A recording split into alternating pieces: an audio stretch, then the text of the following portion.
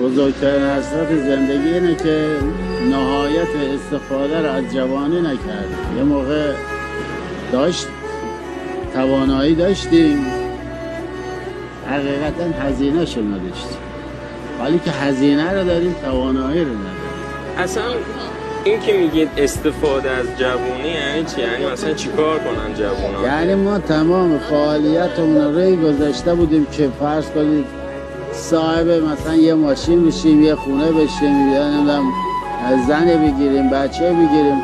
خب اینو میتونستیم یه مقدار دیرتر یه کار انجام بدیم، یه مقدار استفاده کنیم، 4 تا مسافرت خارج بریم. الان خانواده ها برعکسشو میگن، اول تو خونه و ماشین تو زن تو بگیر، بعد برو با زنت مثلا تفریح کن. خب اونا همون اشتباهی میکنن که من انجام دادم. یعنی یه چرخه‌ایه که همیشه دقیقاً. وقتی سن بالا می رود زندگی پایین می آید.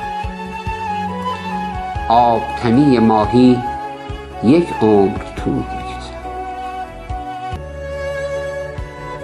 بزرگترین حسرت زندگی اینه که نهایت استفاده را از جوانی نکرد.